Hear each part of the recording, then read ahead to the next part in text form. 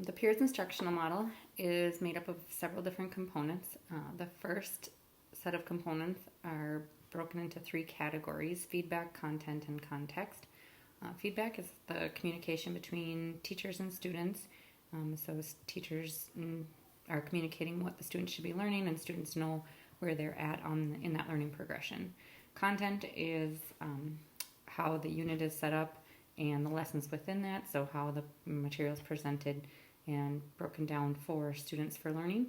And then context is kind of more the psychological needs of the students, so keeping students engaged, setting up rules and procedures, building relationships, making sure that they feel comfortable in the classroom and know that the teacher cares about them. The next set of components are the design areas. There are 10 design areas. The first one is providing and communicating clear learning goals. So in this design area, the students are given scales and rubrics, and they know what they are supposed to be learning, and they are tracking their progress in that learning so that they know what they need to do and celebrate their success once they've reached those goals. The second design area is formal and informal assessment. So in this design area, it's all about how the students are being assessed, how the teachers know where the students are in their progression, and that the students know that as well. Then in the second category, content, there are 4 design areas. The first one is conducting direct instruction lessons. And so this one is usually done at the beginning of a unit. It's more breaking the information down for students so they can learn it in small parts, so chunking it, helping them to process the new information, and then giving them strategies to kind of record that information, work with it a little bit so that they become more familiar with it. The next design area is conducting practice and deepening lessons. So in this design area, it's usually once they've gotten the new information, giving them some time to really dig in and work with it a little bit more. Sometimes setting up a practice session so that they can get a little more work with it. Kind of look for some errors in reasoning, figuring out maybe where they were incorrect and helping them find the correct thinking in that material. And then the next design area is conducting knowledge application lessons. So for this one, it is really getting into the material, letting students get into some really complex tasks where they have to, maybe look for applying the information. They might do some more research with it, kind of really dig into it and work with the information in a different way. And then the next design area is strategies that really would be in any kind of lesson, whether it would be the beginning of the unit or the end of the unit. There's previewing strategies, highlighting critical content, so helping students to find what is really important in all the information they have, reviewing content, so going back and reviewing what they learned. There's a strategy or an element, I should say these are the elements on purposeful homework. So what we give for homework, does it tie to what they learned in the lesson? Organizing students to interact, so with wherever you are in the unit or what lesson you're working on, how are you getting students to work together to process that information? And then in the third category, context, there are 4 design areas, and all of these design areas are about, like I said, kind of how the students work within your classroom, making them feel safe, keeping them engaged. So the 7th design area is using engagement strategies. So for the teacher to know when students are engaged, changing what they're doing so that they keep them engaged. You might be using games, just keeping the pace of the classroom going.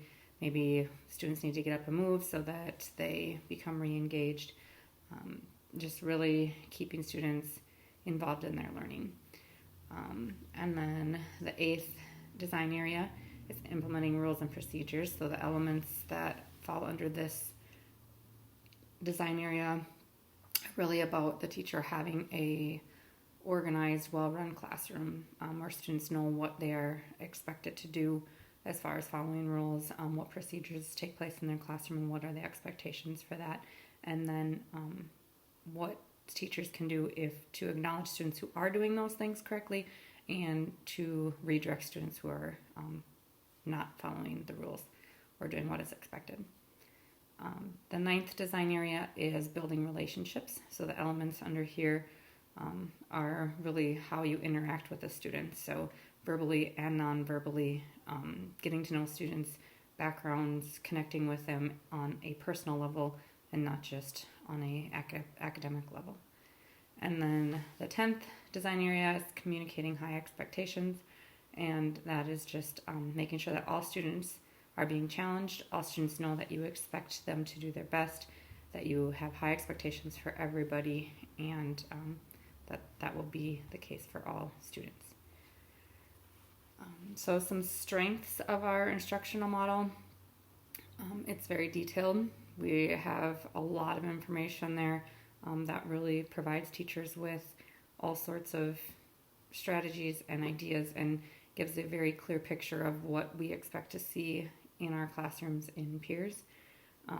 Every teacher has a paper copy of the instructional model in their classroom, and we also have access to it digitally. The digital model is great because it actually has links. They're all live links where we can click on them and it takes us to the compendium, along with some other videos showing how those elements are being carried out in classrooms. Gives strategies for teachers if they are struggling with something, that they can go and click on that and see maybe an artifact showing how another teacher did it, or a video of someone how another teacher did it. Another strength is that our instructional model is referenced often. We talk about it pretty much at every teacher in service. Teachers are very familiar with what it is. They know that this is what we expect to see in our classrooms. Some weaknesses, as it's a strength that there's a lot of information on there, sometimes I think that's a weakness because for some teachers that are kind of just starting with this process, they get very overwhelmed and feel like it's too much for them to focus on. And not all teachers know so when I say like that we all know this is what our good teaching should look like in our classrooms, not all teachers necessarily know what some of these elements mean or what it would look like in a classroom. And while they could take the time to kind of research a little bit, time is always difficult to come up with. So sometimes it is a little too much, especially for those just starting out with us. How I use the instructional model when I'm planning. So I teach math and social studies, and I definitely am farther along in a lot of these processes in math than in social studies. So for math, I have a scale for every unit, and for our 3 priority standards, I have a tracking system on my wall where the students track their progress after our quarterly assessments, common assessments. So I use the scales and the tracking really all the time. I definitely struggle some with the celebrating success. I struggle with how to celebrate some students and then some that aren't making the progress they want. I feel like it's making them kind of feel left out, but I'll get more to that in my other video, I guess. The assessments, I use informal assessments every day. In math, I do a daily math activity where they come in and it's all kind of a spiral review of what we've learned in the last week specifically, but then I always throw in some that was from farther back so I can check if they're still retaining that knowledge. And I use like whiteboards every day so I can see very quickly whether students are getting it or not. Formal assessments, I have a formal assessment at the end of every unit. And so when I'm building my unit or my lessons, how I'm going to teach, my assessment comes from the standards. So what standards are the 5th graders supposed to know at the end of that unit or at the end of the year, however you want to look at it. And then I build back from that. So making sure that all of my lessons tie to what they're going to need to know on the assessment at the end. which are tied to the standards. I typically start the unit, or even within a unit, if it's a new piece of information, a new concept they haven't learned, I start with the direct instruction and kind of break it into pieces. Like specifically for math, one that comes to mind is we start out the year with multiples and factors. And we used to teach it the same day, and students got very, very confused because they're so similar. And so they would get them mixed up, which they still do, but we've found that it helps if we break them apart. So we chunk them into 2 different days and actually spread them apart a little bit so they have a couple days to really process what a factor is. And then we move to multiples or vice versa. And so when it's a new piece of information, a new concept, a new math strategy they need to know, I start with the chunking content, have them process it, and work with it for a little bit. And then later on in the unit, or maybe it'd be the week, or depending on what it is, then I do some more deeper lessons with it, more activities. I often do some structured practice sessions where when students are working kind of independently, I will pull small groups to work on a skill that I noticed certain students maybe were struggling with.